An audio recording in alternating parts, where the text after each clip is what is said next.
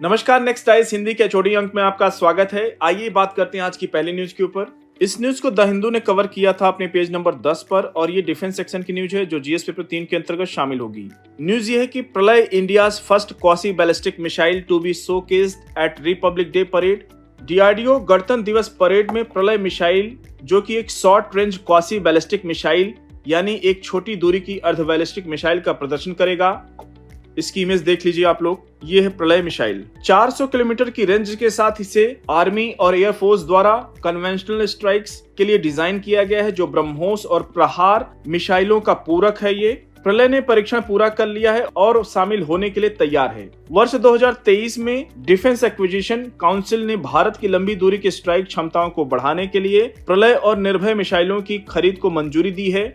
UPSC statement form में question पूछ लेता है कि कितने किलोमीटर की रेंज कवर होती है, किसका पूरक है, तो ये पॉइंट आपके लिए वहां पे हेल्पफुल होंगे, इसलिए इसको अच्छे से कवर कीजिएगा। इंपॉर्टेंट न्यूज है, क्वेश्चन पूछ सकता है यूपीएससी। अगली न्यूज की ओर बढ़ेंगे। इस न्यूज को द हिंदू ने कवर किया था अपने पेज नंबर 12 पर और ये गवर्नेंस सेक्शन की न्यूज है जो जीएस पेपर 2 के अंतर्गत शामिल होगी। न्यूज ये है कि ओडिशा टॉप्स नीति physical health index Chhattisgarh next best. NITI Aayog की फिजिकल हेल्थ इंडेक्स यानी राजकोषीय स्वास्थ्य सूचकांक 2025 रिपोर्ट 2022-23 के लिए फिजिकल हेल्थ यानी राजकोषीय स्वास्थ्य के आधार पर राज्यों को रैंक प्रदान करती है। ओडिशा, छत्तीसगढ़, गोवा और झारखंड यानी शीर्ष प्रदर्शन करने वाले राज्य हैं जो राजकोषीय हेल्थ में उत्कृष्ट प्रदर्शन कर रहे हैं, जिसमें ओडिशा 67.8 स्कोर के साथ सबसे आगे है। टॉप पर बना हुआ है ओडिशा, याद रखिएगा इसको। रिपोर्ट राज्यों को फ्रंट रनर में शामिल किया है। फ्रंट रनर में बात करें कि कौन कौन से राज्य हैं, तो उसमें महाराष्ट्र है, उत्तर प्रदेश है, तेलंगाना है, मध्य प्रदेश है, कर्नाटक है। और बात करें वहीं पे परफॉर्म करने वाले राज्यों में शामिल है तमिलनाडु, बिहार, राजस्थान, हरियाणा। और बात करें अगर एस्पिरेशनल यानी आकांक्षी राज्यों में, तो केरल है, पश्चिम बंगाल, आंध्र प्रदेश, पंजाब को शामिल किया है। Odisha higher capital nature expenditure यानी उच्च पूंजीगत व्यय और राजस्व अधिशेष और लो फिस्कल डेफिसिट से लाभान्वित होकर डेट इंडेक्स यानी ऋण सूचकांक और सस्टेनेबिलिटी रैंकिंग में टॉप पर बना हुआ है। दूसरी ओर केरल और पंजाब जैसे राज्यों को एक्सपेंडिचर की गुणवत्ता, डेट सस्टेनेबिलिटी यानी ऋण स्थिरता और रेवेन्यू यानी राजस्व जुटाने में चुनौतियों का सामना करना पड़ रहा है। अगली न्यूज की ओर बढ़ेंगे। इस न्यूज को पीआईबी ने कवर किया था। हिस्ट्री सेक्शन की न्यूज है जो जीएस पेपर 1 के अंतर्गत शामिल होगी। न्यूज ये है कि PM pay tribute to Bharat Ratna Karpoori Thakur ji on his birth anniversary. प्रधानमंत्री नरेंद्र मोदी और बिहार के सीएम नीतीश कुमार और यूपी के सीएम योगी आदित्यनाथ ने भारत रत्न कर्पूरी ठाकुर को उनकी जन्म जयंती पर श्रद्धांजलि दी है। स्वतंत्रता सेनानी और बिहार के पूर्व सीएम ठाकुर को वर्ष 2024 में मरणोपरांत भारत रत्न सम्मान दिया गया। सामाजिक न्याय के प्रति अपनी प्रतिबद्धता के लिए जाने जाने वाले कर्पूरी ठाकुर ने बिहार के मुख्यमंत्री के रूप में 2 कार्यकालों सहित विभिन्न राजनीतिक भूमिकाएं निभाई और वर्ष 1988 में उनका निधन हो गया। याद रखिएगा, जब भी कोई पर्सनालिटी को भारत रत्न दिया जाता है यूपीएससी के लिए इंपॉर्टेंट हो जाता है, चाहे वो प्रीलिम्स में पूछ ले या मेंस में क्वेश्चन पूछ ले, पूछता जरूर है। इसलिए इस न्यूज को अच्छे से कवर कीजिएगा। अगली न्यूज की ओर बढ़ेंगे। इस न्यूज को द हिंदू ने कवर किया था अपने पेज नंबर 1 पर और ये गवर्नेंस सेक्शन की न्यूज है जो जीएस पेपर 2 के अंतर्गत शामिल होगी। और न केवल ये गवर्नेंस में शामिल होगी बल्कि ये आंतरिक सुरक्षा के रूप में जीएस पेपर 3 में भी ये न्यूज शामिल होगी। न्यूज ये है कि UP temple gets FCRA not without request. केंद्रीय गृह मंत्रालय ने उत्तर प्रदेश के वृंदावन में बांके बिहारी मंदिर को FCRA यानी फॉरेन कंट्रीब्यूशन रेगुलेशन एक्ट के अंतर्गत पंजीकरण प्रदान किया गया है, जिससे उसे धार्मिक गतिविधियों के लिए फॉरेन डोनेशन यानी विदेशी दान प्राप्त करने की अनुमति मिल गई है।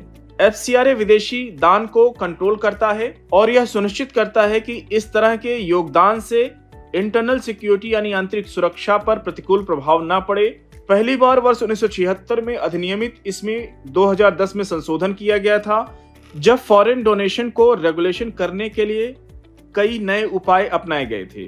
फॉरेन कंट्रीब्यूशन रेगुलेशन एक्ट सभी संघों, समूहों और यहाँ तक कि एनजीओ यानी गैर सरकारी संगठनों पर लागू होता है जो कि फॉरेन डोनेशन यानी विदेशी दान प्राप्त करने का इरादा रखते हैं। ऐसे सभी एनजीओ के लिए FCRA के अंतर्गत स्वयं को रजिस्ट्रेशन करना अनिवार्य है। याद रखिएगा इस पॉइंट को। शुरू में 5 वर्ष के लिए वैध होता है और यदि वे सभी मानदंडों का पालन करते हैं तो इसे बाद में रिन्यूअल नवीनीकृत किया जा सकता है। FCRA पे यूपीएससी क्वेश्चन पूछता रहा है, इसलिए ये न्यूज इंपॉर्टेंट है, क्वेश्चन बन सकता है, इसको अच्छे से कवर कीजिएगा। अगली न्यूज की ओर बढ़ेंगे।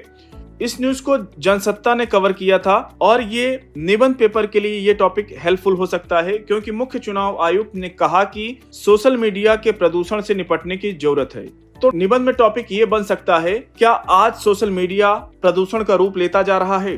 क्यों? प्रदूषण का मतलब है पॉल्यूशन, वहां पे जो इलीगल सामग्री परोसी जा रही है, जिससे समाज में हेट फैल रही है, या जिस न्यूज का कोई फैक्ट चेकिंग नहीं है उसको परोसा जा रहा है। Chief election commissioner Rajiv Kumar ने शुक्रवार को कहा कि सोशल मीडिया के पॉल्यूशन से निपटने के लिए जिस तरीके से एनवायरनमेंट में आप पढ़े होंगे, ग्रैप को लागू किया गया, ग्रेडेड रिस्पॉन्स एक्शन प्लान, उसी तरीके से अगर इसकी फुल फॉर्म की बात करें, चरणबद्ध प्रतिक्रिया कार्य योजना की तरह कदम उठाने की आवश्यकता है सोशल मीडिया के लिए भी।